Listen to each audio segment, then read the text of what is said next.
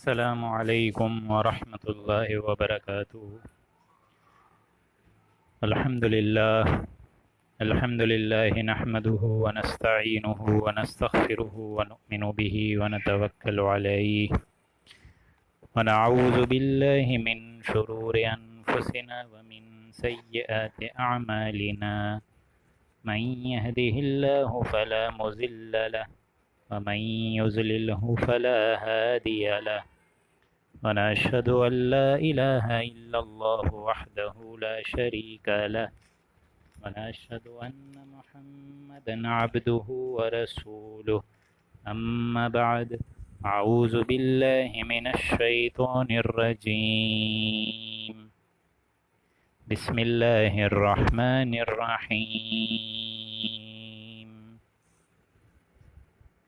لن يستنكف المسيح أن يكون عبدا لله ولا الملائكة المقربون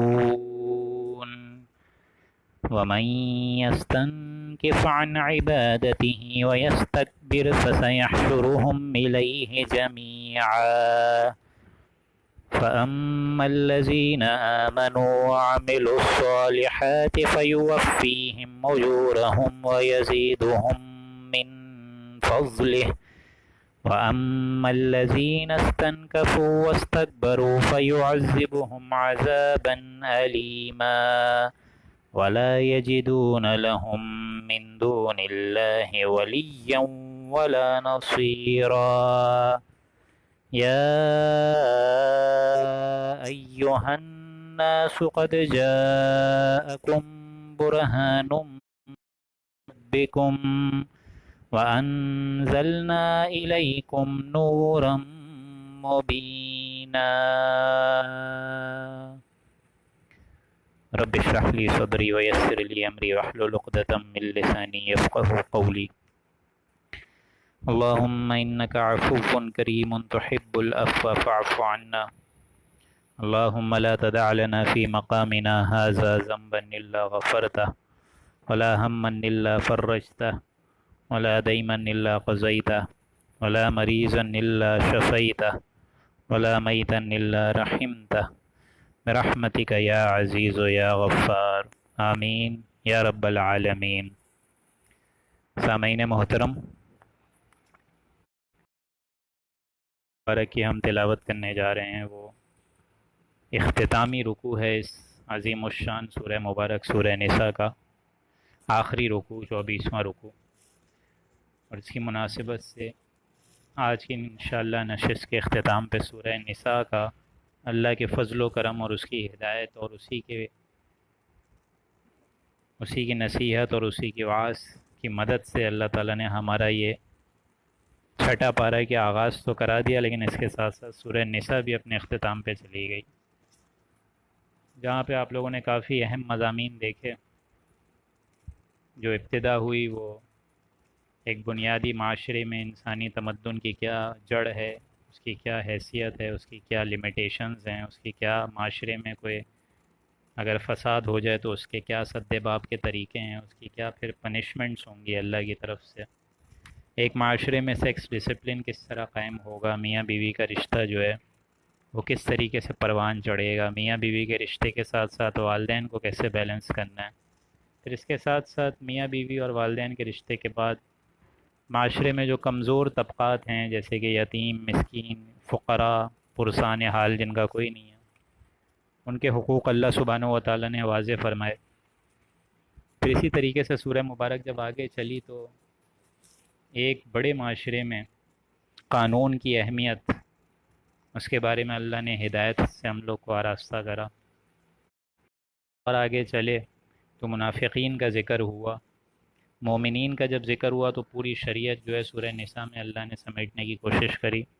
ابتدائی احکامات ہم لوگ سورہ بقرہ میں پڑھ چکے ہیں، پھر سورہ مائدہ جو اب انشاءاللہ کل اسٹارٹ ہوگی اس میں بھی شریعت کی بڑے واضح دلیلیں ہیں موجود، ان کو بھی انشاءاللہ ہم لوگ کل سے اسٹارٹ کریں گے اور کل ان پر بھی نظر ثانی کرنے کی کوشش پھر بیچ میں منافقوں کا ذکر آیا، منافقوں کا کیا ایٹیٹیوڈ تھا، کیا ان کا طرز عمل تھا مسلمانوں کے ساتھ، کیا ان کا طرز عمل تھا کفار مشرکین عرب کے ساتھ، مشرکین مکہ کے ساتھ، اور خود ان کا آپس میں اور اہل کتاب کے ساتھ کیا معاملہ تھا۔ تیسرا بڑا گروہ جو کہ میں بتا چکا ہوں اہل کتاب پر مشتمل، یعنی یہود و نصارہ، ان کی پوری ڈیٹیل واضح ہوئی کہ یہ یہود و نصارہ سے بھی دوستی جو ہے اچھی چیز نہیں ہے، مطلب مسلمانوں کو چاہیے یہی کہ اپنے رازدار اور جو بھیدی ہیں وہ ان یہود و نصارہ کو نہ بنائیں بلکہ مومنین کو اپنا دوست رکھیں۔ اس کے بارے میں واضح ہدایت ہمیں سمجھ آئی۔ اب دیکھیں جب یہ سورہ مبارکہ کنکلوڈ ہو رہی ہے تو جس طرح ہم لوگ آلریڈی پڑھ چکے ہیں کہ اسی سورہ مبارک میں اللہ نے 2 دفعہ فرمایا ہے کہ اللہ تعالیٰ شرک معاف نہیں کرے گا، شرک کے علاوہ یا شرک سے کم تر جو گناہ ہوگا اس کو بھی معاف کر دے گا، ایک امید دلائی ہے، لیکن ایکسکلوزیو لائسنس یا اتھارٹی اللہ کے پاس کسی کو ہوگی نہیں کہ شرک سے کم گناہ کر کے حاضر ہو جائے تو وہ بھی اللہ معاف کر دے گا، ایسا نہیں ہے۔ فَيُعَذِّبُ مَن يَشَاءُ وَيَرْحَمُ مَن يَشَاءُ، یہ بھی آیت آپ لوگ آگے پڑھیں گے کہ اللہ جو چاہے گا اس دن معاف کر دے گا، جو چاہے گا اس کا عذاب دے گا، لیکن جو وہ چاہے گا اس پہ انسان کا عمل منہ بولتا ثبوت ہوگا۔ کوئی ایسا فعل اللہ تعالیٰ نہیں کرے گا یا ایسی سزا نہیں دے گا جو انسان نے کری نہیں ہوگی۔ لہٰذا اسی لیے آخری پارے میں آپ لوگ پڑھیں گے فَمَن يَعْمَلْ مِثْقَالَ ذَرَّةٍ خَيْرًا يَرَهُ وَمَن يَعْمَلْ مِثْقَالَ ذَرَّةٍ شَرًّا يَرَهُ، کہ ہر انسان جو چھوٹا سا عمل بھی کرے گا اس کی بھی وہ جزا پا لے گا، اور جو چھوٹی سی برائی بھی پائے گا روز قیامت اس سے بھی وہ چاہے گا کہ اس سے دور بھاگے۔ یہ تو ہم لوگ سورہ آل عمران میں پڑھ چکے ہیں۔ بعیدہ یہ آیت آئی تھی اگر آپ لوگ کو یاد ہو، تو اس دن جب انسان اپنی غلط اعمال دیکھے گا کہ میں اس کمرے میں بیٹھ کے اس کی غیبت کر رہا تھا، یا میں اس کمرے میں بیٹھ کے زنا کر رہا تھا، یا میں اس کمرے میں بیٹھ کے چغلی کر رہا تھا، یا میں اس ٹائم کسی کو دھوکہ دے رہا تھا، والدین سے نافرمانی کر رہا تھا، یہ سب اللہ دکھائے گا۔ اس ٹائم انسان کوشش کرے گا، یہ تمنا اور حسرت اس کے دل میں آئے گی کہ کاش میرے اور اس درمیان کی جو برائی ہے اس کے درمیان بہت گہرا فصل ہوتا، بہت ایک فاصلہ ہوتا، اور یہی کلائمیکس پہنچے گا 30ویں پارے میں کہ جب انسان یہ خواہش کرے گا اپنی ان برائیوں کو دیکھ کر، یا لیتنی کنت ترابا، کہ کاش ہے انسان یہ اس دن تمنا کرے گا اور بولے گا حسرت سے کہ اے کاش کہ میں آج مٹی ہوتا، مجھے یہیں ملیا میٹ کر دیا گیا ہوتا، کاش کہ میری ماں نے مجھے جنم نہ دیا ہوتا۔ تو بہرحال میں یہی بات عرض کر رہا تھا کہ اسی سورہ مبارک میں اللہ سبحانہ و تعالیٰ نے شرک کا 2 دفعہ ذکر کرا ہے، اور ظاہر بات ہے اس پوری دنیا میں جو سب سے بڑا مذہب ہے مسلمانوں سے بھی آگے جو ابھی چل رہا ہے، جس کی پاپولیشن سب سے زیادہ ہے، وہ عیسائیوں پر مشتمل ہے، کرسچینٹی، پوپ، یہ ساری چیزیں مشہور ہیں۔ ان کا یہی کانسیپٹ تھا جس سے اللہ نے کل کی نشست میں ہم لوگ کو روک لیا، ان یہود و نصارہ کی طرف بات جو ہے اتمام حجت کر کے بتا دی گئی، انتہوا ولا تقولوا ثلاثہ، اگر آپ لوگ کو آیت یاد ہو یہ والی آیت نمبر 171، کہ مت کہو اللہ جو ہیں 3 میں سے ایک ہیں یا ایک میں سے تیسرا حصہ ہے، یعنی گاڈ، میری اینڈ سن آف گاڈ، یعنی عیسیٰ علیہ السلام، حضرت مریم اور اللہ خود۔ تو یہ ٹرینٹی کا کانسیپٹ چھوڑ دو، اللہ ایک ہی ہے، انما اللہ الہ واحد، اللہ ایک ہی ہے، سبحانہ وہ پاک ہے، ان یکون لہ ولد، اور صاحب اولاد ہونے سے بھی وہ اعلیٰ ہے، عرفہ ہے، منزہ ہے، پاک ہے، اس کی کوئی اولاد نہیں ہے۔ اولاد کی ضرورت تمہیں، انسانوں کو ہے، حیوانوں کو ہے، کیونکہ وہ دوام چاہتے ہیں کہ میں تو چلے جاؤں گا اس دنیا سے لیکن میری نسل جب چلتی رہے گی تو میرا نام لینے والا کوئی رہے گا۔ اللہ کو کیا اس کی ضرورت؟ اللہ تو شروع سے لے کے آخر تک ہے، هو الاول والآخر والظاہر والباطن وهو بكل شیء علیم، اور وہ ہر چیز کا علم رکھتا ہے۔ تو یہ ضروریات، یہ احتیاج تمہیں ہے اپنی اولادوں کے ذریعے سے، یہ احتیاج اور ضروریات یہ اللہ کو نہیں ہے۔ لہو ما فی السماوات و ما فی الارض، اسی کے لیے ہے سب کچھ جو آسمانوں میں اور سب کچھ جو زمینوں میں، یعنی اسی کی ملکیت اور قبضہ قدرت میں ہے۔ وکفا باللہ وکیلا، اللہ کافی ہے کارساز ہونے کے اعتبار سے۔ اسی چیپٹر کو دیکھیں ہم مزید کھولا گیا، اور جو اگلی آیت آ رہی ہے 172، وہ حضرت مسیح کے ہی بارے میں آ رہی ہے، حضرت عیسیٰ علیہ السلام کے بارے میں۔ کیونکہ شرک دوستوں میں بار بار بیان کر چکا ہوں بسا اوقات کہ یہ جو شرک ہے اس سے اللہ تعالیٰ درگزر نہیں کرے گا، کیونکہ یہ ایک بہت ذہنی فعل ہے اور بہت ذہنی تقاضا بھی ہے عام انسانوں کا بھی، کہ اگر کوئی مالک بھی ہو، اگر وہ اپنے نوکر کو اچھے طریقے سے ٹریٹ کر رہا ہو، اور اگر اسی مالک کے ساتھ آپ بے وفائی کریں، غداری کریں، اسی کی پیٹھ پہ اگر آپ لوگ چھرا گھونپیں تو مالک کتنا ناراض ہوگا۔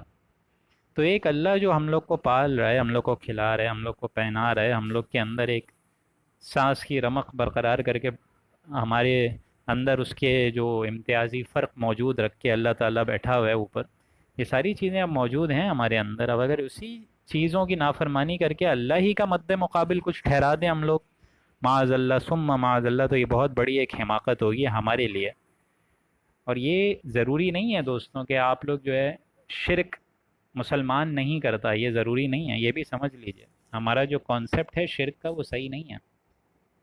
شرک کا کانسیپٹ بیسک یہ ہے کہ اللہ پر اتنا اعتماد نہ ہو، کسی پر اعتماد ہو، اللہ کی ذات پہ بھروسہ نہ ہو، اور اللہ کے علاوہ کسی ذات سے آپ لوگوں کو امیدیں ہوں. یہ بھی ایک طریقے کا شرک خفی ہے، مطلب چھپا ہوا شرک ہے. اور اس کی مثال تو ہم لوگ سورہ بقرہ میں پڑھ چکے ہیں. وَمِنَ النَّاسِ مَن يَتَّخِذُ مِن دُونِ اللَّهِ أَندَادًا يُحِبُّونَهُمْ كَحُبِّ اللَّهِ. لوگوں میں کچھ ایسے بھی ہیں جنہوں نے اللہ کی مد مقابل ایسی چیزوں کو ٹھہرا دیا ہے کہ جو محبت اللہ سے کرنی چاہیے تھی وہ ان سے کرتے ہیں. لیکن ایمان والوں کا کیا حق ہوتا ہے؟ وَالَّذِينَ آمَنُوا أَشَدُّ حُبًّا لِلَّهِ. ایمان والے تو اللہ پر بھروسہ کرتے ہیں، اللہ سے محبت کرتے ہیں اور شدید ترین محبت کرتے ہیں. ان کے اور اللہ کے درمیان اور کوئی محبتیں نہیں آتی، چاہے وہ محبت آپ کی اپنی ہی کیوں نہ ہو. اپنے نفس کو ہی اگر معبود انسان بنا لے اور اسی کے گرد طواف کرنا شروع کر دے تو وہ بھی ایک طریقے کا شرک ہے. اسی طریقے سے دولت کو اگر معبود بنا لے انسان، جس کے بارے میں حضور نے فرمایا تعیس عبد الدینار والدرہم، کہ ہلاک ہو جائے، برباد ہو جائے، افسوس ہے، ہلاکت ہے اس شخص کے لیے جو درہم اور دینار کا بندہ ہے. نام ہے عبد الرحمن اور حقیقت میں ہے عبد الدینار. دینار آنا چاہیے، حرام سے آئے چاہے حلال سے آئے، جائز سے آئے چاہے ناجائز سے آئے. تو معبود پھر اللہ نہیں ہوتا، معبود اس وقت دولت ہوتی ہے. اور کچھ نہیں تو کسی نے اپنے نفس کو ہی معبود بنا لیا. نفس جو کہہ رہا ہے اس کے لیے کر رہے ہیں، جی رہے ہیں، مر رہے ہیں، ساری چیزیں اس کے لیے کر رہے ہیں. اور کچھ نہیں تو کسی نے اپنے وطن کو ہی معبود بنا لیا. وطن کے لیے بھاگ دوڑ ہے، وطن کے لیے جد و جہد ہے، وطن کے لیے جینا ہے، وطن کے لیے مرنا ہے، جس کی حقیقت کو میں بار بار بتاتا ہوں. علامہ اقبال نے سمجھا ہے اس دور کا سب سے بڑا بت وطن. اس دور میں اور ہے جام اور ہے جم، اور ساقی نے بنا کی روش لطف و ستم، اور مسلم نے بھی تعمیر کیا اپنا حرم، اور تہذیب کے آذر نے ترشوائے صنم، اور ان تازہ خداؤں میں بڑا سب سے وطن ہے، جو پہرن ان کا ہے وہ مذہب کا کفن ہے. اسی طریقے سے اور کچھ لوگوں نے دولت و دینار کو، اسی طریقے سے لکشمی دیوی، یہ ان ساری چیزوں کو پوجنا شروع کر. نہیں ہے کہ حضرت عیسیٰ علیہ السلام کو جو اللہ کا بیٹا کہیں یا خود اللہ کہیں معاذ اللہ، تو یہی شرک ہے. یہ سمجھ لیجئے. ہر وہ چیز جو محبت الہی سے آگے بڑھ جائے وہ انڈائریکٹلی آپ لوگ کی معبود بن جاتی ہے، چاہے وہ دولت ہی کیوں نہ ہو. اور دولت کے لیے انسان جاتا ہے، بھاگتا ہے، دوڑتا ہے، حرام چیزوں کو اڈاپٹ کرتا ہے، ترک وطن کرتا ہے، ملک کو چھوڑتا ہے، گھر بار بیوی بچوں کو چھوڑتا ہے، باہر جاتا ہے، والدین کو چھوڑتا ہے کہ مر رہے ہیں والدین اور پانی دینے والا کوئی نہیں ہے، لیکن نکلی ہوئی اولاد پیسے کمانے، ڈالر کمانے. تو بہرحال اسی چیز کو دیکھیں اب یہاں دوبارہ کھولا کہ لائن بسم اللہ الرحمن الرحیم. اب ہم لوگ آغاز کرنے جا رہے ہیں، میرے خیال سے کافی ٹائم میں نے اس میں لے لیا ہے.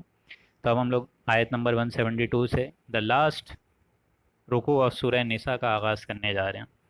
لَن يَسْتَنْكِفَ الْمَسِيحُ أَن يَكُونَ عَبْدًا لِلَّهِ.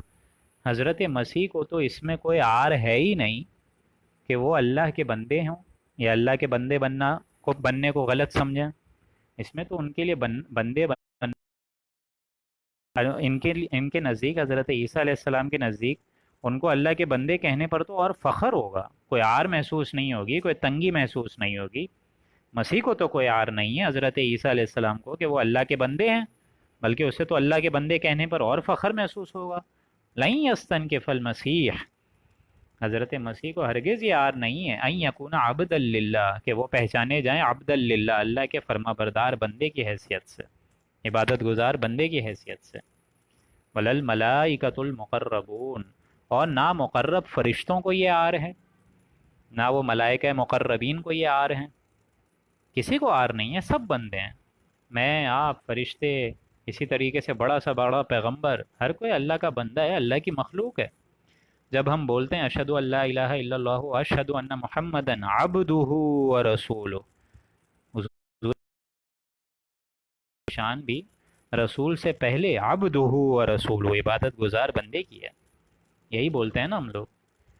تو محمد بھی اللہ کے بندے ہیں صلی اللہ علیہ وآلہ وسلم، بندے کے ساتھ ساتھ رسول بھی ہیں، نبی بھی ہیں. اسی طریقے سے حضرت عیسیٰ بھی رسول ہیں، پیغمبر ہیں.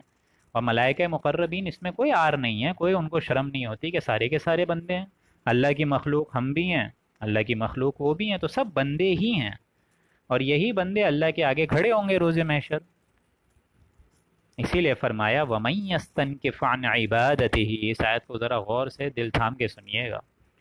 جو شخص اللہ کی بندگی سے عار محسوس کرے گا، کنی کترائے گا، اس کے دین کی جملہ کردہ جو ذمہ داریاں ہیں اس کو ادا کرنے میں کنی کترائے گا، اس کے اوپر جو دین نے ذمہ داریاں رکھی ہیں اس سے کنی کترائے گا، عار محسوس کرے گا. رسول اللہ صلی اللہ علیہ وآلہ وسلم کی طرف سے جو بھاری رسپانسبلٹی وقوف عرفات میں خطبہ حجۃ الوداع کے زمرے میں ہمیں مل چکی ہے، اس سے عار فرمائے گا. انصاف کے تقاضوں کو قائم کرنے سے عار فرمائے گا، اقامت دین کی جد و جہد سے عار فرمائے گا. وَمَن يَسْتَنْكِفْ عَنْ عِبَادَتِهِ. اور جو شخص اللہ کی بندگی سے عار محسوس کرے، اور یہ بندگی سے مراد صرف یہ نہیں ہے کلمہ نماز روزہ زکوٰۃ حج، صرف یہ بندگی نہیں ہے، بلکہ ہم لوگ پڑھ چکے ہیں وَنَحْنُ لَهُ مُخْلِصُونَ. ٹوٹل بندگی، کامل بندگی، مکمل بندگی، کنوکشن، اٹل ایمان، برننگ فیتھ، لیونگ فیتھ. یہ ساری چیزیں ہوں گے تب جا کے اس کیریکٹرسٹکس کو آپ مکمل طور پر اڈاپٹ کر سکیں گے اور اس کرائٹیریا پر آپ پورے اتر سکیں گے جو اللہ فرماتا ہے. وَمَن يَسْتَنْكِفْ عَنْ عِبَادَتِهِ. جو شخص اللہ کی بندگی سے عار محسوس کرے گا، وَيَسْتَكْبِرْ. اور تکبر کرے گا. ظاہر بات ہے جب اللہ کو آپ معبود سمجھیں گے ہی نہیں، اس کا مطلب کیا ہے؟ اس کا مطلب آپ خود بہت چوڑے بننے کی کوشش کر رہے ہیں، آپ کے اندر خود ایک گھمنڈ ہے، آپ گویا کہ خود اللہ اور رسول کی تعلیمات سے بھی آگے بڑھنے کی کوشش کر رہے ہیں. آپ یہ سمجھ رہے ہیں کہ اسباب ہی سب کچھ ہے، میٹر ہی سب کچھ ہے، مسبب الاسباب پہ آپ کی نظر ہی نہیں ہے. اس کے بارے میں ہم لوگ پہلے رکوع میں ہی پڑھ چکے ہیں، سورہ بقرہ کے آغاز میں ہی پہلے پارے میں. الف لام میم ذالک الکتاب لا ریب فیہ ھدی للمتقین الذین یؤمنون بالغیب. جو کہ ایمان لاتے ہیں غیب پہ، جو چیز نظر نہیں آتی اس پہ ایمان لاتے ہیں. ایسے ہمارے اہل ایمان. اللہ نظر نہیں آ رہا، ایمان ہے. رسول اللہ نظر نہیں آئے، ایمان ہے. اسی طریقے سے جنت، دوزخ، فرشتے، برزخ کی دنیا، قبر کا عذاب نہیں دیکھا کسی نے، لیکن ایمان ہے. لیکن اگر یہ ایمان ہی نہیں ہو تو اس کا اپوزٹ روش تم اختیار کرو گے، اور وہ روش کیا ہے؟ وَيَسْتَكْبِرْ. تمہاری زندگی پھر تکبر میں گزرے گی. اس کے بارے میں حدیث ہے، حدیث قدوسی، کہ اللہ فرماتا ہے کہ تکبر میری چادر ہے، جو میں اپنے شانوں پہ رکھتا ہوں، کندھوں پہ رکھتا ہوں. تکبر میری چادر ہے. المتکبر کا ٹائٹل اللہ ہی کو اچھا لگتا ہے. جس نے آسمان زمین بنائے ہیں اس کو تکبر اور گھمنڈ کرنے کا زیادہ حق حاصل ہے. انسان کی کیا اوقات ہے؟ پیٹ میں ڈیفیکیٹنگ مٹیریل آپ لوگ رکھ کے گھوم رہے ہیں، میں اور آپ. ہر 10-10 منٹ بعد، ہر 20-20 منٹ بعد، ہر 4-4 گھنٹے بعد کوئی جا رہا ہوتا ہے واش روم. تو یہ اوقات انسان کو تو زیبا نہیں دیتی. ہاں، اللہ سبحانہ و تعالیٰ کو یہ زیادہ جچتی ہے بات. وَيَسْتَكْبِرْ. لیکن جو انسان ہماری عبادت سے تکبر محسوس کرے، اس میں عار محسوس فرمائے، تنگی محسوس فرمائے، تو ہم کیا کریں گے؟ فَسَيَحْشُرُهُمْ إِلَيْهِ جَمِيعًا. اللہ تعالیٰ تم سب لوگوں کو اپنے پاس جمع کرے گا، کیونکہ جمع تو ہونا ہی ہے. آج نہیں کل، کل نہیں پرسوں، جانا تو ہے، اس میں تو کوئی شک نہیں ہے. کیونکہ اللہ کے منکر تو بہت پیدا ہوئے ہیں، کوئی موت کا منکر تو پیدا ہوا ہی نہیں ہے. ہر کوئی اس دن جمع ہوگا، اور ہر دن جس دن وہ جمع ہوگا اللہ تعالیٰ اس دن اپنے قانون فطرت کے حساب سے ہم سب کا حساب بھی لے لے گا، اور ہر بندے کا محاسبہ ہوگا انڈیویجول بیسس پہ. یہ بھی سمجھ لیجئے، دنیا میں جو ہم پر عذاب آ رہا ہے، اور امت مسلمہ جو آج مسکنت اور ایک ضربت علیہم الذلۃ والمسکنہ، ایک ذلت اور مسکنت سے دوچار ہے، اس میں تو یہ امت پہ جو عذاب آ رہا ہے یہ تو اجتماعی ہے. یہ عذاب تو اپنے نیک بندوں پر بھی جا رہا ہے، یہ عذاب تو ان باغیوں پہ بھی جا رہا ہے. لیکن قیامت میں دوستوں انڈیویجول بیسس پر ہوگا. اگر میں اپنی پوری زندگی اس باطل نظام کو ہٹانے کے لیے اپنا تن من دھن لگا دوں، اور اللہ کے آگے جا کے یہ بولنے کے لیے انشاءاللہ قابل ہو جاؤں کہ یا اللہ اس باطل نظام کے انڈر میں نے سانس لینے گوارا نہیں سمجھا، اس باطل اور کفرانہ نظام پر جو کہ تیری بغاوت پر مبنی تھا، میں نے اپنی کوئی جائیداد نہیں بنائی، میں نے اپنی کوئی ملز نہیں بنائی، میں نے اپنی کوئی عیش و عشرت کا سامان نہیں کرا۔ ہاں ٹھیک ہے، پیٹ ہے، بھوک لگتی ہے، کھانے کو مانگتا ہے، وہ ضروریات ہیں۔ رسول اللہ نے بھی فرمایا کہ تمہارے نفس کا بھی تم پہ حق ہے، تمہاری بیوی کا بھی تم پہ حق ہے، تمہارے بچوں کا بھی تم پہ حق ہے، تمہارے ملاقاتی ہیں ان کا بھی حق ہے، والدین کا بھی حق ہے۔ یہ ساری چیزیں اپنی جگہ ہیں، لیکن یا اللہ میں بھٹکا نہیں۔ یا اللہ سبحانہ و تعالیٰ میں نے پوری زندگی اس قرآن مجید کے اقامت دین پہ لگا دی۔ اللہ کرے ہم سب یہ بولنے کے لیے اتنی اللہ تعالیٰ ہمارے اندر یہ جستجو پیدا کر دے کہ اللہ تعالیٰ کے محاسبے پہ جس دن ویسے بھی انسان کوئی کچھ نہ بول پائے گا، لیکن اللہ تعالیٰ ہمارے ان ڈیڈس کے ذریعے سے اور اپنی شان رحمت کے ذریعے سے اللہ تعالیٰ اس دن بیڑا پار فرما دے۔ تو قیامت میں جو محاسبہ ہوگا دوستوں، وہ ہے انڈیویجول بیسس پہ، جس طرح سورہ مریم میں آتا ہے وَكُلُّهُمْ آتِيهِ يَوْمَ الْقِيَامَةِ فَرْدًا۔ ہر شخص جو میری بارگاہ میں خدا بندی میں حاضر ہوگا، میری عدالت میں حاضر ہوگا، فردا، وہ آئے گا فرد کی حیثیت سے، نہ ماں ہوگی، نہ باپ ہوگا، نہ جورو ہوگی، نہ بچے ہوں گے، کوئی نہیں۔ اسی لیے ہر کوئی اکیلے آئے گا، مجھے بھی اکیلے آنا ہے۔ اسی طریقے سے جتنے لسنرز ہیں ہمارے، ڈاکٹر سائمہ، ڈاکٹر صبا کرم، ڈاکٹر بشرا، جتنے ہیں سہرش، سب کو اکیلے جانا ہے، کوئی بھی یہاں پہ رہے گا نہیں، اور یہ حساب اللہ لے گا، اس میں کوئی شک نہیں ہے۔ ہر کوئی وہاں انڈیویجول بیسس پہ آئے گا۔ محمد الرسول اللہ عبدہ و رسولہ، اللہ کے بندے ہیں، رسول ہیں۔ تو یہ ساری باتیں سمجھ لیجئے، ہر کوئی جو وہاں جائے گا انڈیویجول بیسس پہ جائے گا، اور اس کی اکاؤنٹ فار ہوگی وہاں پہ۔ اسی لیے فرمایا فَسَيَحْشُرُهُمْ إِلَيْهِ جَمِيعًا، میں ہم سب کو جمع کر دیں گے اس دن۔ اس میں کوئی ڈھکی چھپی بات نہیں ہے۔ آج تم لگے رہو اپنی بینک بیلنس میں، اپنے اہل و عیال میں، ٹھیک ہے لگے رہو۔ ہمارے دین کے کمر کسنے کو تم تیار نہیں ہو، ٹھیک ہے، پھر بھی ہم تمہیں کھلائیں گے، ہم تمہیں پہنائیں گے، ہم تمہیں پلائیں گے، ساری چیزیں کریں گے، کیونکہ دنیا تو ہمیں چلانی ہے۔ وہ تو ہم کافر کے لیے بھی چلا رہے ہیں اور اپنے اہل ایمان کے لیے بھی چلا رہے ہیں، تو دنیا کا معاملہ تو چلتا رہے گا۔ ہاں جب موت آئے گی پھر میرے پاس آ جاؤ گے، اور جب موت کے بعد میرے پاس آؤ گے پھر کیا معاملہ ہوگا، اور جب میرے پاس جمع ہوگے پھر کیا معاملہ ہوگا۔ فَأَمَّا الَّذِينَ آمَنُوا، پھر جو شخص ایمان لے آئے، اور صرف ایمان لانا کافی نہیں ہے، وَعَمِلُوا الصَّالِحَاتِ، اور انہوں نے جو اچھے کام کیے ہوں گے، یعنی ایمان کے بعد عمل صالح ہو تو اچھا لگتی ہے۔ اگر آپ ایمان کے بغیر عمل صالح کریں، اس کا مطلب یہ بات ہے کہ آپ کو اللہ سے جزا لینے کی امید نہیں ہے۔ پھر یہ جو بڑے بڑے سینٹرز اور فاؤنڈیشن سینٹرز بنتے ہیں، یتیم خانہ کھلتا ہے، یہ ساری چیزیں کھلتی ہیں، نان مسلمز بھی کھولتے ہیں، ٹھیک ہے، ساری چیزیں ہوتی ہیں، لیکن they really believe that we have to stand in front of Allah and answer our deeds?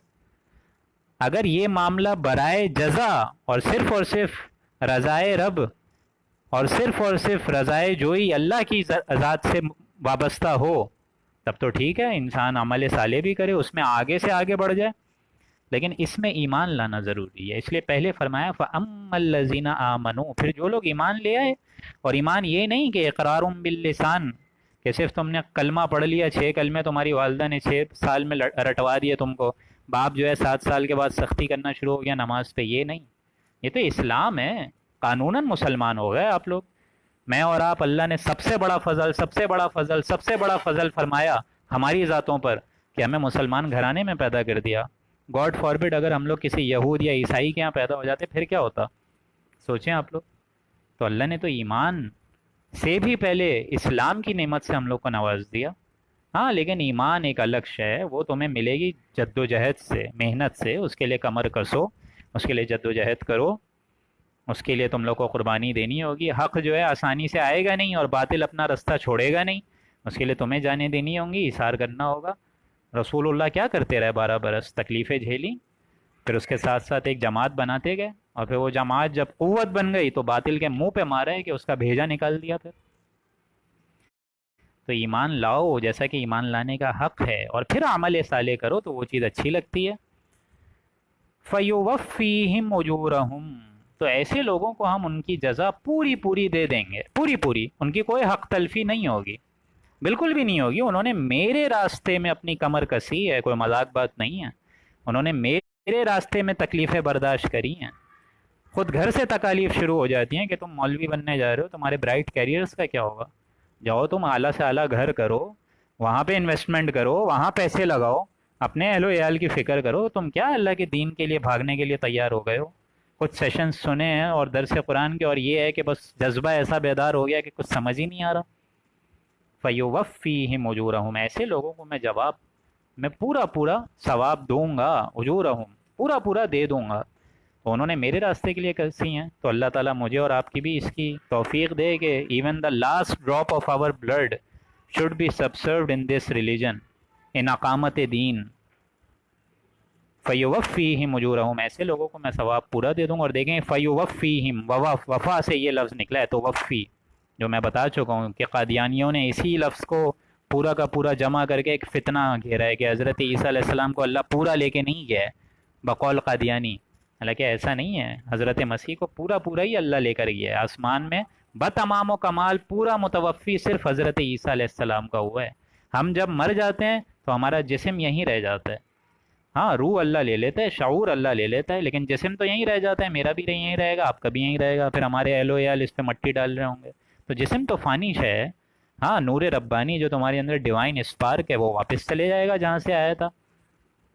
انا للہ و انا الیہ راجعون، تو ہم اللہ ہی کے ہیں اور اللہ ہی کے پاس ہمیں جانا ہے، تو ہمارا جسم بھی اللہ کا ہی ہے، روح بھی اللہ کی ہے، لیکن جسم یہیں رہ جاتا ہے۔ اسی طریقے سے ایک اور توفی ہوتی ہے کہ جب ہم سو جاتے ہیں، اللہ یتوفی الانفس حین موتها والتی لم تمت فی منامها، یہ آپ لوگ پڑھیں گے سورہ زمر میں کہ اللہ ہی وہ اللہ ہے جو سوتے ہوئے تمہاری روحوں کو قبض کر لیتا ہے اور صبح کے وقت لوٹا دیتا ہے، اور جن کی روحوں کو وہ واپس لے لیتا ہے تو موت ان پر وارث کر دیتا ہے، یعنی جو سوتے میں بھی لوگ مر جاتے ہیں، یہ بھی دیکھا ہے آپ لوگوں نے۔ تو ہم جب سوتے ہیں تو ہمارا جسم بھی یہیں ہوتا ہے اور شعور بھی یہیں ہوتا ہے، اللہ لے لیتا ہے، روح لے لیتا ہے، لیکن جسم، جان اور روح تینوں چیزیں بتمام و کمال حضرت عیسیٰ علیہ السلام کی لے گئے، اسی سے یہ لفظ نکلا ہے وفی، وہ وفا۔ تو ایسے لوگوں کو جو ایمان لائیں گے اور عمل صالح کریں گے اور ایسے شرک سے بچ کے رہیں گے، جس طرح کرسچنز متوفی ہیں، کرسچنز ان میں انوالو ہوئے ہیں، قادیانی ان میں انوالو ہوئے ہیں، ان چیزوں سے بھی بچ کے رہیں گے اور نیک روش پہ اپنی زندگی گزاریں گے، اجورہم، تو میں پورا پورا بدلہ دوں گا ان کو، ویزیدہم من فضلہ، ویزیدہم من فضلہ، اللہ تعالیٰ ان کو اپنے فضل سے اور دے گا۔ یعنی اگر آپ کسی ہوٹل میں کھانا کھائیں تو اینڈ میں ٹپ بھی دیتے ہیں نا، اضافی اپنی طرف سے بونس دیتے ہیں کہ کتنی اچھی سرونگ کری ہے، تو جو شخص اللہ کی راہ میں نکلا اور اس کے دین کی سرونگ کر رہا ہو، سوچیں وہ کتنی بڑی ٹپ دے گا۔ تو ایسے شخصوں کو وَيَزِيدُهُمْ، میں اپنی طرف سے اور دوں گا، من فضل، اپنے فضل میں سے۔ وَأَمَّا الَّذِينَ اسْتَنْكَفُوا، ہاں اس کے برعکس جن لوگوں نے عار کیا ہوگا، حد سے آگے بڑھے ہوں گے، ہماری ہدایت کے راستے کو چھوڑ کے اپنی انا، اپنی چودراہٹ، اپنی مسندوں اور اپنی جو اسباب ہیں ان پر بلیف کیا ہوگا، واستکبروا، اور اس کے ساتھ تکبر بھی کیا ہوگا۔ ظاہر بات ہے جب ہم پہ ایمان نہیں ہے تو ایمان کا برعکس تو تکبر ہے، کفر ہے، انہوں نے تکبر بھی کیا۔ فَيُعَذِّبُهُمْ عَذَابًا أَلِيمًا، تو ان کو میں سخت عذاب، دردناک عذاب میں جھونک دوں گا۔ وَلَا يَجِدُونَ لَهُم مِّن دُونِ اللَّهِ وَلِيًّا وَلَا نَصِيرًا، اور وہ لوگ کسی غیر اللہ کو اپنا یار اور مددگار نہ پائیں گے، یعنی اللہ کے مقابلے میں پھر اور کوئی مددگار نہیں ہوگا۔ آج جن اولادوں کے لیے ہم لوگ بھاگ دوڑ کر رہے ہیں اور حرام حلال میں تمیز چھوڑ چکے ہیں، آج جن بیویوں کی فرمائش اور دل جوئی کے لیے حرام حلال میں ہم لوگ فرق نہیں رکھتے ہیں، یہ تو وہاں موجود بھی نہیں ہوں گے۔ ہر شخص کو الگ الگ وہاں پہ حساب دینا ہے، بار بار میں بتا رہا ہوں آپ لوگوں کو، یہ تو انسان بلکہ بھاگ رہا ہوگا ان سے۔ یوم یفر المرء من اخیہ وامہ وابیہ وصاحبتہ وبنیہ لکل امرئ منہم یومئذ شأن یغنیہ، ہر انسان وہاں بھاگ رہا ہوگا، ہر انسان چاہے گا کہ کاش میرے ماں کو، میرے باپ کو، میری والدین کو، میری اولادوں کو، میری بیوی بچوں کو، سب کو آگ میں جھونک دیا جائے، بس مجھ کو بچا لیا جائے، لیکن ایسا ہوگا نہیں۔ اس کو اللہ نے فرمایا اور اللہ کے رسول نے اس پورے نقشے کی تعبیر فرما کے فرمایا، اس دن ہوگا کیا؟ نفسی نفسی، ہر انسان کہہ رہا ہوگا، بھاگ رہا ہوگا، اور ہر ایک انسان کو اپنی پڑی ہوگی، مجھے بھی اپنی پڑی ہوگی، آپ لوگ کو بھی اپنی پڑی ہوگی، بڑے سے بڑے رسول کو بھی اپنی پڑی ہوگی، تو میں کس کیٹیگری میں ہوں گا، آپ کس کیٹیگری میں ہوں گے؟ حضرت ابراہیم علیہ السلام جیسے پیغمبر، اتنے نبیوں کے باپ، وہ کہہ رہے ہوں گے اللہ سے نفسی نفسی۔ حضرت عیسیٰ علیہ السلام نفسی نفسی، حضرت یوسف، حضرت یونس، ہر کوئی نفسی نفسی، آدم علیہ السلام سے عیسیٰ علیہ السلام تک ہر کوئی کہے گا نفسی نفسی۔ صرف ایک پیغمبر ہوں گے، جناب رسول اللہ صلی اللہ علیہ وسلم، وفدا آباؤنا و امہاتنا و ازواجنا، جو کہہ رہے ہوں گے یا رب امتی امتی، یا رب امتی امتی، اور یہ اتنی درد بھری آواز ہوگی دوستوں، اتنی درد بھری آواز ہوگی کہ تمام مجمع ہل کے دیکھ رہا ہوگا یہ آواز آ کہاں سے رہی ہے۔ آج انسان ماں باپ کو نہیں پوچھ رہا، بھائی بہنوں کو نہیں پوچھ رہا یہ آواز کہاں سے آ رہی ہے، لیکن جب گردن پھرے گی اور آواز پر نظر جائے گی تب انسان کو خیال ہوگا او ہو یہ تو محمد الرسول اللہ ہیں۔ بھول کے گئے نہ آخرت میں آج بھول رہے ہیں۔ یا رب امتی امتی، یا اللہ میری امت، یا اللہ میری امت، اور اس امت نے کیا حل کیا ان کے مشن کا آپ دیکھیے، کس بے دردی سے ان کے مشن کو پس پشت ڈالے۔ بول کے گئے تھے وہ کہ غلو مت پھیلانا میرے دین میں، میرے دین میں اضافی شے مت لانا، بدعت مت لانا۔ آج سینکڑوں بدعتیں اسی امت محمدی نے وجود ڈال کے کری ہیں، اسی امت نے وجود میں کری ہیں۔ بول کے گئے تھے رسول اللہ کہ میرے قرآن مجید کو تھامے رکھنا، میری عبادات جو میں نے سکھائی ہیں اسی پہ رکھنا، اپنے آپ کو اسی پہ ہی گامزن رکھنا، جو میری سنت ہے حدیث اس سے چمٹے رہنا، کبھی گمراہ نہیں ہوگے۔ انہی دو چیزوں کا ہم نے کیا حشر کرا ہے، اور امت نے اس اللہ کے رسول کی سنتوں کا کیا جنازہ نکالا ہے، یہ تو ہم سب کے سامنے ہے، اسی لیے ذلیل و خوار ہو رہے ہیں، اس میں تو کوئی شک ہی نہیں ہے۔ اور یہ ضلالت اور بڑھے گی، یہ بھی سمجھ لیجئے، یہ نہیں سمجھ لیجئے کہ اب ختم ہو رہی ہے۔ Get ready to prepare for the worst, ابھی ابھی اور آنے باقی ہے۔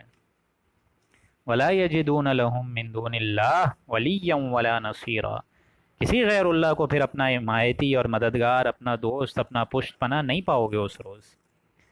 اب دیکھیں میرا رب، آپ کا رب، ہمارا ذات باری تعالیٰ کا جو کانسیپٹ ہے اللہ تعالیٰ کے بارے میں، وہ مجھ سے آپ سے کیا ڈیمانڈ پیش کر رہا ہے، کیا ڈیمانڈ لے رہا ہے، کیا تقاضا لے رہا ہے، کیا اللہ تعالیٰ ایک اپیل کر رہا ہے مجھ سے اور آپ سے۔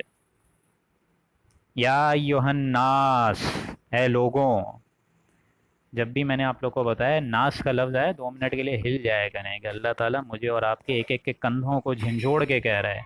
یہ مجھے یوں لگتا ہے کہ اللہ خود عرش سے زمین پر آ کے میرے کندھے ہلا رہو، آپ کے کندھے ہلا رہو، اے انسانوں، اے انسانوں کیا کر رہے ہو، کہاں جا رہے ہو، کدھر بھاگ رہے ہو، کس ڈائریکشن میں جا رہے ہو، کیا سوچ رہے ہو، کیا تمہاری پرائیورٹی ہے، کیا تمہاری یکرنگی خیالات ہیں۔ یا ایہا الناس، اے لوگوں، قد جاءکم برہان من ربکم، تمہارے پاس یقیناً تمہارے پروردگار کی طرف سے آ چکی ہے برہان، دلیل۔ یہ برہان کیا ہے؟ قرآن مجید اور محمد الرسول اللہ صلی اللہ علیہ وآلہ وسلم، یہ جمع ہو کے بن جاتے ہیں برہان۔ برہان یعنی واضح دلیل آ چکی ہے۔ قرآن پڑھو، اس کو سمجھنے کی کوشش کرو، اور ساتھ ساتھ جو سب سے بڑا نمونہ حیات تم لوگ کے سامنے موجود ہے، جس کے اندر تمام خوبصورت سیرت موجود ہے، جو کہ سیف ہے، وہ جناب محمد الرسول اللہ ہیں۔ ان کو دیکھو، باپ کی حیثیت سے دیکھو، بیٹے کی حیثیت سے دیکھو، سسر کی حیثیت سے دیکھو، داماد کی حیثیت سے دیکھو، سپہ سالار کی حیثیت سے دیکھو، دوست کی حیثیت سے دیکھو، بھائیوں کی حیثیت سے دیکھو، شوہر کی حیثیت سے دیکھو، اور نہ جانے گنتے رہیے اس میں۔ ہمارے رسول کو دیکھو، ہمارے عظیم الشان کلام کو دیکھو جو ہم نے ان کے قلب اطہر میں 23 سال تک اتارا۔ ان ساری چیزوں کو دیکھو اور اپنے اندر ایک رمق پیدا کرو کہ یا اللہ میری جتنی زندگی رہ گئی ہے یہ تو مجھے اپنے اس دین پہ ہی لگانی ہے۔ ظاہر بات ہے مجھے بھی اپنی قبر میں جا کے جواب دہی کرنی ہے، منکر نکیر کے سوالوں کا جواب دینا ہے، آپ کو بھی جانا ہے۔ تو اے لوگوں تم کہاں جا رہے ہو جبکہ آ چکی ہے تمہارے پروردگار کی طرف سے ایک دلیل، برہان۔ جس طرح کتاب اور رسول مل کے بینہ بن جاتے ہیں۔ بینہ کیا ہے؟ رسول من اللہ یتلو صحفا مطہرہ، یہ آپ لوگ آخری پارے سورہ بینہ میں پڑھیں گے۔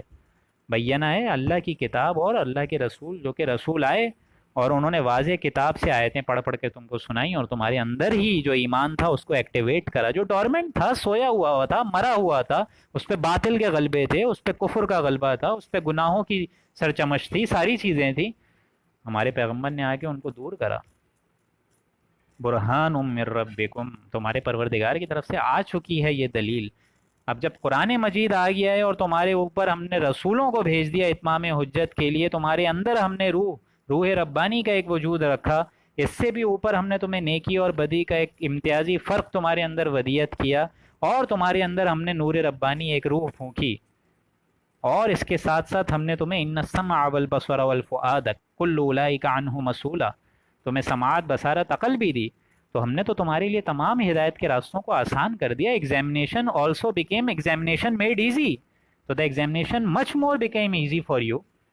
Now you can not plead ignorance on the day of judgement کہ اللہ مجھے تو معلوم ہی نہیں تھا، یا اللہ مجھے تو معلوم ہی نہیں تھا پیغمبر آخری الزماں کون تھے، مجھے تو معلوم ہی نہیں تھا قرآن کے بارے میں، مجھے تو معلوم ہی نہیں تھا کہ تیری عقل جو تو نے مجھے دی ہے اور تو نے جو مجھے سماعت اور بصارت دی ہے یہ کیا ہوتی ہے، مجھے تو معلوم ہی نہیں تھا، مجھے تو پتہ ہی نہیں تھا کہ میرے اندر حیوانی وجود کے علاوہ بھی ایک نور ربانی موجود ہے، مجھے تو معلوم ہی نہیں تھا یہ ساری چیزیں. Now you can not plead ignorance. اور اس کے ساتھ ساتھ وَأَنزَلْنَا إِلَيْكُمْ نُورًا مُبِينًا، اور ہم نے تمہارے پاس ایک واضح روشن نور بھیج دیا ہے. اور نور کیا ہے؟ وہ ہے قرآن مجید.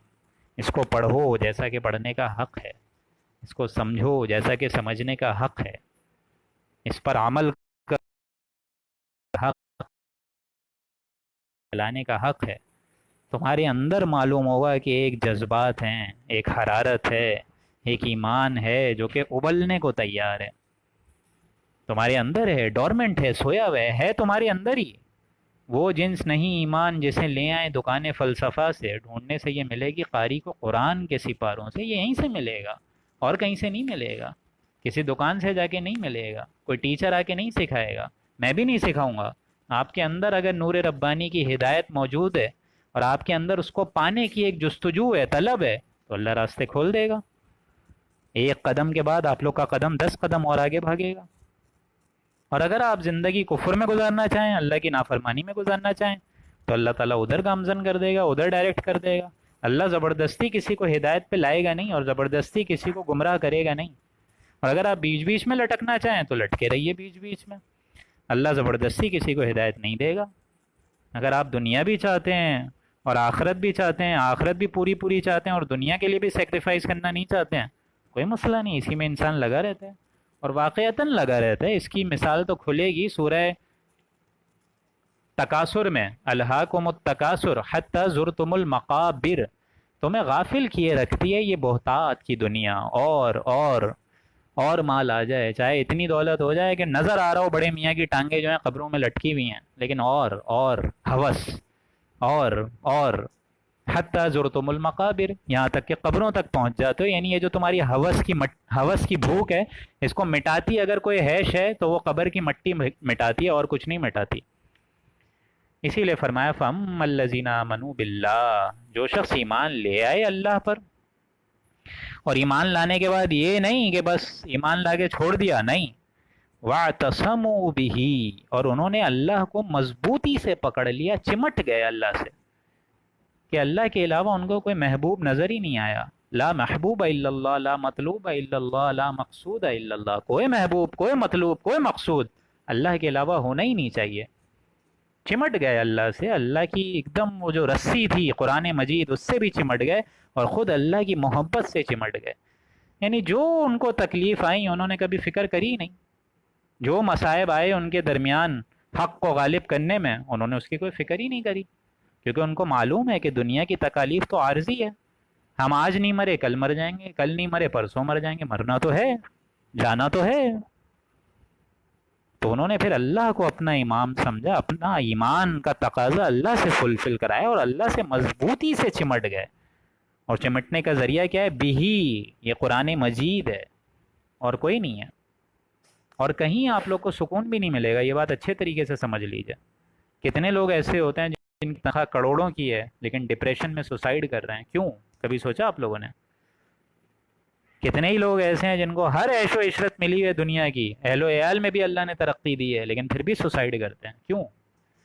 بہت شاذ و نادر آپ لوگوں نے دیکھا ہوگا کہ کسی مولوی نے سوسائڈ کرا ہو، سنا ہے آپ لوگوں نے؟ کیوں؟ کیونکہ اللہ سبحانہ و تعالیٰ وہ ایمان جگا دیتا ہے ان کے اندر. الذین آمنوا وتطمئن قلوبکم بذکر اللہ، الا تطمئن بذکر اللہ تطمئن القلوب، کہ اللہ تعالیٰ کا ذکر کرنے میں ہی اطمینان موجود ہوتا ہے دلوں کو، اور کہیں نہیں ملے گا آپ لوگ کو ایمان. چاہے دنیا کے کروڑوں روپے بھی ہیں آپ کے پاس، میں لکھ کے دینے کو تیار ہوں آپ لوگ کو وہ ایمان، اگر ایمان نہیں ہے تو آپ لوگ کو سکون غارت ہے، پھر اس پیسے میں حسد ہو جاتا ہے، اس پیسے میں حسرت ہو جاتی ہے کہ اور پھر اللہ بھی اسی ڈائریکشن میں لگا رہتا ہے۔ وَاعْتَصَمُوا بِهِ، ایمان کے بعد اللہ سے چمٹ گئے، یعنی جو تکلیف آئیں اللہ کے اوپر توکل کیا، رضائے رب پہ راضی رہے، یہ حرف آرزو کیسا، خدا خالق، خدا مالک، خدا کا حکم تو کیسا۔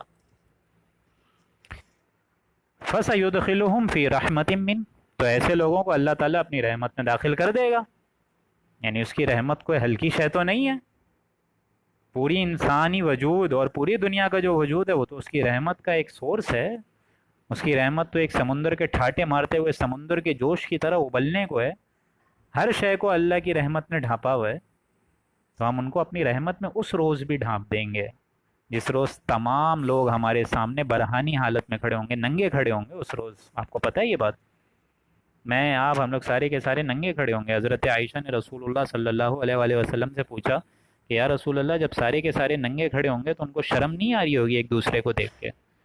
تو رسول اللہ نے فرمایا کہ اس دن ایسا معاملہ ہوگا کہ انسان ادھر بھی نہیں دیکھ پائے گا، سیدھے ہاتھ پہ بھی نہیں دیکھ پائے گا، ہر ایک کو ایک فکر ہوگی۔ روایات میں آتا ہے کہ اگر انسان ناخن چبانے پہ آئے ٹینشن کے مارے، وہ اپنا ایگزیلا تک ہاتھ کھا کے بیٹھا ہوگا، پورا کا پورا ہاتھ چبا بیٹھا ہوگا، اس کو پتہ ہی نہیں چلے گا۔ تو یہ معاملہ ہونے والا ہے۔ فَسَيُدْخِلُهُمْ فِي رَحْمَةٍ مِّنْ، اللہ تعالیٰ ایسے لوگوں کو اپنی جوار رحمت میں داخل کرے گا، وَفَضْلِ، اور اس سے بھی اوپر شے اللہ تعالیٰ فضل میں رکھے گا اپنا، اور فضل کے اوپر وَيَهْدِيهِمْ إِلَيْهِ صِرَاطًا مُسْتَقِيمًا، اور ان کو ایسی ہدایت پر لے چلے گا آہستہ آہستہ، سہلاً سہلاً، تدریجاً تدریجاً، جو اس کو اپنی طرف لے آئے گی، سیدھے راستے پر چلا دے گی، صراطً مستقیما۔ لیکن اس کے لیے تقاضا کیا ہے؟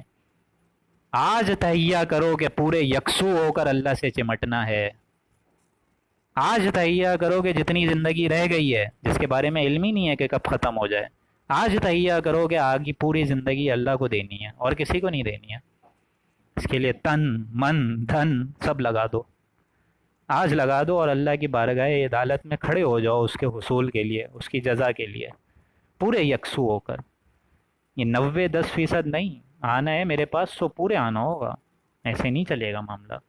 تو ایسے لوگوں کو میں ایک سیدھا راستہ بتلا دوں گا جو کشاکش تم لوگوں کو میری طرف لے آئے گا، یعنی میں مل جاؤں گا، اور جس کو میں مل گیا اس کو تو کائنات کی سب سے بڑی دولت مل گئی، جس کا حامی، جس کا پشت پناہ، جس کا دوست، جس کا مددگار خود اللہ سبحانہ و تعالیٰ ہو جائے تو اس کو اور کیا چاہیے دنیا میں۔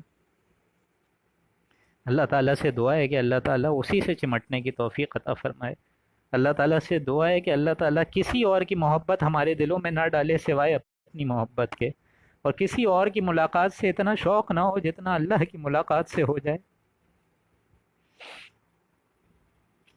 اختتام پہ اللہ سبحانہ و تعالیٰ نے فرمایا یستفتونک قل اللہ یفتیکم فی الکلالہ۔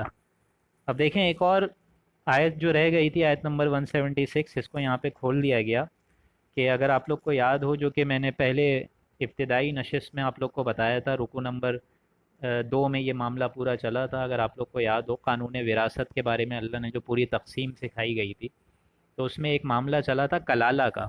کلالہ ایسے شخص کو کہتے ہیں جس کا کوئی بھائی، جس کی کوئی اولاد نہیں ہو اور جس کے والدین نہ ہو۔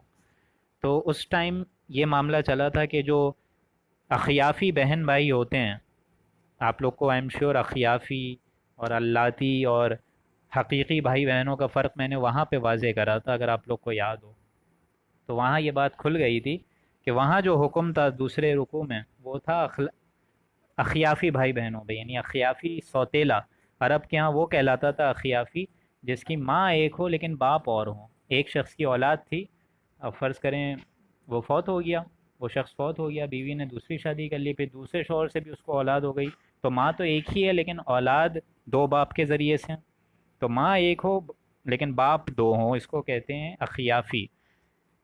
اس کے علاوہ عینی یعنی حقیقی، جس میں ماں باپ مشترک ہوتے ہیں، یعنی حقیقی ہوتے ہیں بہن بھائی، اور ایک ہوتے ہیں علاتی، باپ ایک ہیں لیکن مائیں جدا ہوتے ہیں، جس طرح پولیگیمی ہوتی ہے، عرب کے ہاں بھی ان کو حقیقی کہتے تھے، ان کے ہاں فرق نہیں رکھا جاتا تھا، لیکن یہ فرق ہے کہ مائیں اگر جدا ہوں ان کو کہتے ہیں علاتی۔ تو یہیں انہی چیزوں کو دوبارہ کھول کر بتایا گیا یستفتونک، اے لوگوں، اے نبی، یہ آپ لوگوں سے حکم دریافت کرتے ہیں، فتویٰ چاہتے ہیں، اللہ سے بات اور واضح کرنا چاہتے ہیں جو کہ قانون وراثت میں آ چکی تھی۔ قل اللہ یفتیکم فی الکلالہ، تو اے نبی آپ فرما دیجئے اللہ تعالیٰ تم کو کلالہ کے بارے میں حکم دے دیتا ہے، فتویٰ دے دیتا ہے، تمہارے لیے ہدایت کے راستے اور کھول دیتا ہے، یعنی جو وہاں واضح نہیں ہوا تھا وہ اب واضح کر دیتا ہے۔ جس طرح عورت میں یتیم کے معاملے کا فرق واضح نہیں ہوا تھا کہ ان سے شادی کیوں کرنی ہے کیوں نہیں کرنی ہے، یہ سارے معاملات، تو وہاں اللہ نے دوبارہ اس آیت کو کھول دیا۔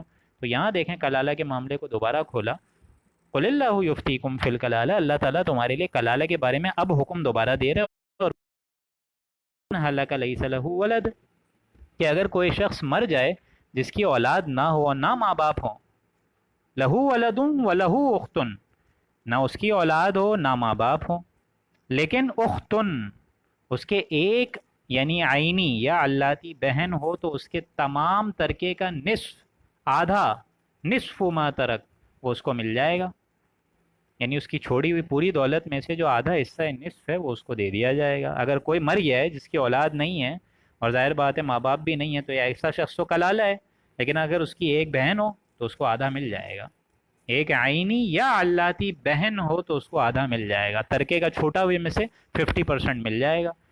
وَهُوَ يَرِثُهَا إِن لَّمْ يَكُن لَّهَا وَلَد، اور وہ شخص اپنی بہن کا وارث ہوگا، بہن مر جائے اور اس کی اولاد بھی نہ ہو۔ فَإِن كَانَتَا اثْنَتَيْنِ فَلَهُمَا الثُّلُثَانِ مِمَّا تَرَكَ، اگر کلالہ عورت ہے، نساء ہے، اور اولاد نہیں ہے اور والدین بھی نہیں ہے، ایسی شخص کلالہ جو ہے وہ عورت ہے، پھر کیا معاملہ ہے؟ فَلَهُمَا الثُّلُثَانِ مِمَّا تَرَكَ، تو ہوگا یہ کہ جو اس کا ترکہ ہے وہ پوری دولت بھائی کو چلی جائے گی، یعنی اگر بہن مطلب بھائی ہیں تو اس کی پوری دولت وہاں چلے جائے گی، اگر بہنیں دو ہوں یا دو سے زیادہ ہوں تو ان کے کل ترکے میں سے 2/3 بہن کو مل جائے گا، ٹھیک ہے، لیکن اگر بھائی ہے صرف فَإِن كَانُوا إِخْوَةً، اور اگر وارث چند بھائی بہن ہو، اخوۃ رجالا ونساء، اگر مرد عورت، تو فَلِلذَّكَرِ مِثْلُ حَظِّ الْأُنثَيَيْنِ، تو ایک مرد کو 2 عورتوں کے حصے کے برابر دے دیا جائے گا، یعنی اصلی قاعدہ وہی رائج ہو جائے گا کہ لڑکے کو پھر زیادہ ہی ملے گا، جو آلریڈی ہم لوگ پڑھ چکے ہیں، کیونکہ اصل ذمہ داری عورتوں پہ نہیں ہے، اسلام نے عورتوں پہ ذمہ داری کم رکھی ہے، مردوں پہ زیادہ رکھی ہیں، تو عورتوں کا جو پورا نان نفقہ ہے وہ تو شوہر سے پورا ہی ہو رہا ہے، اس لیے فرمایا فَلِلذَّكَرِ مِثْلُ حَظِّ الْأُنثَيَيْنِ، تو ایک مرد کو 2 عورتوں کے برابر حصہ مل جائے گا، یعنی وہی قانون دوبارہ اپلیکیبل ہو جائے گا۔ یبین اللہ لکم ان تضلوا، یہ ہے اللہ تعالیٰ جو تم کو اپنی آیات، اپنی واضح نشانیاں، اپنی ہدایت کی باتیں کھول کھول کے بیان فرما رہے، ان تضلوا، تاکہ تم گمراہی میں نہ پڑو، تم دوسرے راستے کو اڈاپٹ نہ کرو۔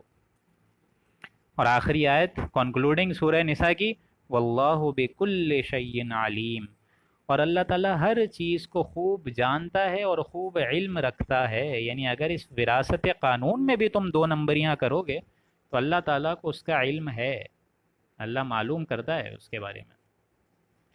تو یہ پورا کا پورا قانون وراثت جو آلریڈی ہم لوگ دوسرے رکوع میں پڑھے ہیں، گویا کہ اس کی ایک طریقے سے ریویژن ہو گئی ہے۔ اگر اس آخری آیت 176 کو کسی نے نہ سمجھو تو میری ریکارڈنگ اسی درس قرآن کے فورم پہ دوسرے رکوع کی آپ لوگ ریکارڈنگ پڑھ سکتے ہیں، سن سکتے ہیں، سمجھ سکتے ہیں، یہ ایک ڈیٹیل قانون وراثت ہے، ٹھیک ہے۔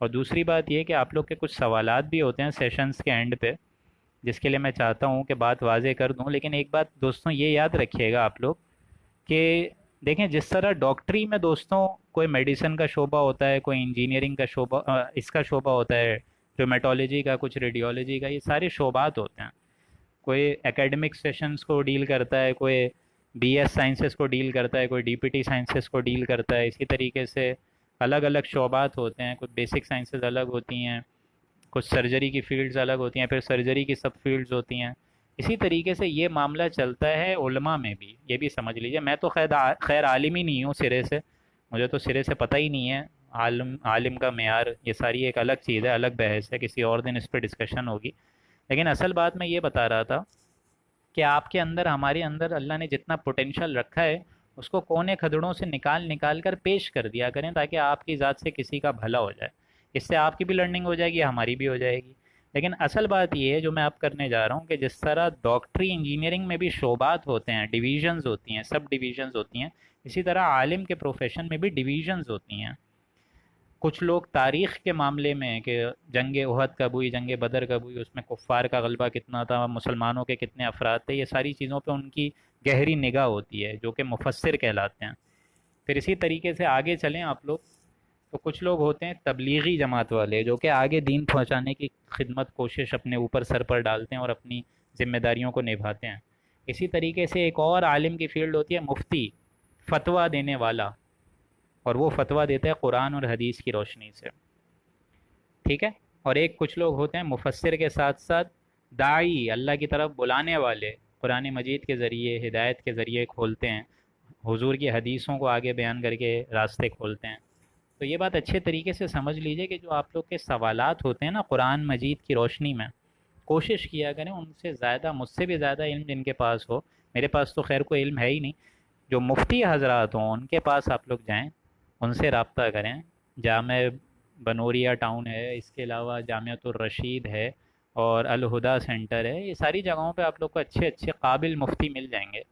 تو ان کے سامنے قرآن مجید کی بات بتائیے کہ یہ مجھے آیت سمجھ نہیں آئی، اس کا کیا تقاضا ہے، اس کا کانٹیکسٹ کیا ہے، تو وہ آپ کو زیادہ اچھا بتائیں گے۔ اسی طریقے سے قانون وراثت میں بھی اگر کوئی بات سمجھ نہیں آئے تو میں گزارش کروں گا آپ لوگوں سے کہ میں تو آپ لوگ کے سامنے ترجمہ بیان فرما سکتا ہوں، اور اللہ نے جو علم مجھے رکھا ہے کوشش کرتا ہوں آگے آپ لوگ تک پہنچا دوں، فیلنگز کے ساتھ، ایموشنز کے ساتھ، وہ ساری چیزیں۔ لیکن اصل چیز یہ ہے کہ آپ لوگ کو خود بھی محنت کرنی ہوگی، ٹھیک ہے۔ اور جتنا قرآن مجید کے کوئی بظاہر آئے تو وہ سمجھ نہیں آئے، اس کے لیے انشاءاللہ ہم لوگ حاضر ہیں اللہ تعالیٰ کے ذریعے سے۔ اللہ تعالیٰ ہم سب کے لیے ہدایت کے راستوں کو کھولتا رہے۔ تو اس ڈسکشن کو ہم لوگ اب اینڈ کرتے ہیں 24ویں رکوع کے ساتھ۔ اللہ کے فضل و کرم سے ہماری سورہ نساء جو ہے وہ بھی مکمل ہو گئی ہے، اور کل ہم لوگ سورہ مائدہ پڑھیں گے انشاءاللہ۔ اور آپ لوگ ماشاءاللہ بہت فخر یافتہ ہیں کہ، اور فخر تو نہیں کہیں گے بلکہ ایک رشک کا ایک لفظ بولیں گے ہم لوگ کہ اللہ کے فضل و کرم سے اللہ نے ہم لوگ کو چن لیا اس مشن کے لیے کہ آج گویا کہ ہم لوگ چھٹے پارے کے آغاز تک پہنچ چکے ہیں، اور اب ہم لوگ قرآن مجید کی جو 5ویں بڑی صورت ہے سورہ مائدہ ابتدائی لحاظ سے، اس کو ہم لوگ انشاءاللہ کل اسٹارٹ کریں گے، کل بسم اللہ کریں گے۔ تو اس دعا پر ہم لوگ اختتام کرتے ہیں کہ اللہ تعالیٰ میرا اور آپ کا حامی و ناصر ہو۔ کچھ بچوں نے سوالات بھی پوچھے ہیں، ان سے میں نے کہا تھا کہ میں کل آپ لوگوں سے ڈسکشن کروں گا۔ جس طرح ایک سوال ثانیہ کا تھا وہ بھی آپ لوگ جلد سے جلد سن لیجئے اگر 2 منٹ ہیں آپ لوگ کے پاس، کہ عید میلاد النبی کا انہوں نے کانسیپٹ پوچھا تھا۔ دیکھیں دوستوں، عید میلاد النبی اور یہ کانسیپٹ بھی پوچھا تھا کہ آسمان میں یہ ڈسکشن ہوئی تھی اور وہاں پہ عید میلاد النبی ہوئی تھی وغیرہ وغیرہ۔ تو دوستوں ایک بڑی میں آپ لوگ کو بیسک بات بتا دوں، ابھی تو ماشاءاللہ آپ لوگ 6 پارے پڑھ چکے ہیں، تو آپ لوگ کو آئیڈیا ہو جانا چاہیے کہ اصل تعلیمات جو اللہ نے ہمیں سکھائی ہیں رسول اللہ صلی اللہ علیہ وآلہ وسلم کے ذریعے، اور جو قول فعل اور عمل حضور نے اور صحابیوں نے کرا ہو یا ان کی طرف سے کوئی انڈیکیشن موجود ہو، وہ ہم لوگ کریں گے بس۔ اور جو چیز انہوں نے نہیں کری ہو تو لازماً وہ کوئی چیز باہر سے آئی ہے، ٹھیک ہے، اس کو کسی اور نے اڈاپٹ کیا ہے، تو وہ چیز ہم نہیں کریں گے۔ تو میرے خیال سے آپ لوگ سمجھ گئے ہوں گے میں کیا بولنا چاہ رہا ہوں، اس پہ پھر میں مزید بات نہیں کروں گا۔ عید میلاد النبی رسول اللہ صلی اللہ علیہ وآلہ وسلم اور ان کے سب سے بڑے چہیتے صحابیوں نے بھی نہیں منائی ہے، یہ میں ڈنکے کی چوٹ پہ آپ لوگ کو بتا رہا ہوں۔ حضور اکرم صلی اللہ علیہ وآلہ وسلم کی بھیجنے کا جو بیسک فنکشن ہے اور جو بیسک مشن ہے وہ ہے اقامت دین، دین کو غالب کرنا، اس کے لیے آپ لوگ کوشش کریں، اس کے لیے آپ لوگ اپنی تن من دھن لگائیں۔ ایک طرف آپ عید میلاد النبی منائیں، 3 بجے تک جاگیں، اور آپ سوتے رہیں صبح 10 بجے تک فجر بھی ناغا، تو یہ کون سا دین پھر پھیل رہا ہے آپ مجھے بتائیے؟ یہ غلط ہے، یہ غلط عقیدے ہیں، پلیز ان کو سمجھیے۔ اور حتیٰ کہ میں نے یہاں پہ بھی دیکھا ہے، اس سال ہی میں نے یہ نوٹ کرا ہے، جو پچھلا سال ابھی گزرا ہے اسلامی لحاظ سے، اس میں نے نوٹ کرا ہے کہ یہ عید میلاد النبی پہ یہ جو بڑی بڑی گاڑیاں ہوتی ہیں اس کے اوپر مقبرے بنائے گئے ہیں باقاعدہ، خانہ کعبہ کے اور روضہ رسول کے۔ اللہ اکبر، کتنی بڑی یہ جہالت ہے، آپ لوگ سوچئے نا۔ تو یہ ایک سوال کا جواب تھا جو میں نے دے دیا، اس کو تسلی سے ذرا سوچئے گا۔ اس میں ایک بڑا سینسٹیو ایشو آ جاتا ہے کہ ہم کیا رسول اللہ کو نہیں مانتے ہیں اور ہم کیا عاشق رسول نہیں ہیں؟ بالکل آپ لوگ ہوں گے، لیکن اصل عاشق رسول کا تقاضا یہ ہے کہ رسول اللہ صلی اللہ علیہ وآلہ وسلم کے مشن کو سمجھا جائے اور اس کو آگے پریویل کرنے کی کوشش کی جائے۔ ایک تو یہ سوال تھا۔ دوسرا بینک کا کوئی معاملہ تھا، تو یہ یاد رکھیے گا دوستوں کہ بینک تو ایک ضرورت بن گئی ہے، ہم لوگ کے سب کے اکاؤنٹس وہیں پہ ہی ہیں، لیکن بینک میں بھی یہ جو سودی مرحلہ جو چلتا ہے بینک میں، اب آپ لوگ یہ کوشش کریں، ڈسکس کیا کریں کہ کون سا ایسا بینک ہے جہاں سود کے مسائل نہ ہو رہے ہوں۔ ہر جگہ ہی میں نے جس طرح آپ کو بتایا نا کہ حضور صلی اللہ علیہ وآلہ وسلم کی ایک حدیث ہے کہ میری امت پہ ایک وقت آ جائے گا کہ جب وہ سود نہ بھی لینا چاہے گی تو سود لینے پہ مجبور ہو جائے گی، کیونکہ ہوا میں سود ہوگا۔ تو یہ کوشش کیا کریں کہ مفتی تقی عثمانی صاحب نے میرے خیال سے یہ بات بتائی ہے کہ میزان بینک، اس میں سود کا نظام نہیں ہے، تو کوشش کریں وہاں پہ اکاؤنٹ کھلوائیں۔ یہ ساری باتیں بیسک باتیں، ٹھیک ہے؟ جہاں سود ہوگا وہاں ان سے کوشش کریں بچ کے چلیں، اپنے آپ کو تقوی کی روش پہ لگا کے رکھیے۔ تو یہ دو سوال تھے، اس کے علاوہ بھی اگر کوئی سوال رہ گیا ہو تو انشاءاللہ میں کوشش کروں گا جواب دینے کی، اور کل سے انشاءاللہ سورہ مائدہ کا آغاز کریں گے۔ بارک اللہ لنا ولکم فی القرآن العظیم ونفعنی وإیاکم بالآیاتہ والذکر الحکیم۔ صدق اللہ العظیم۔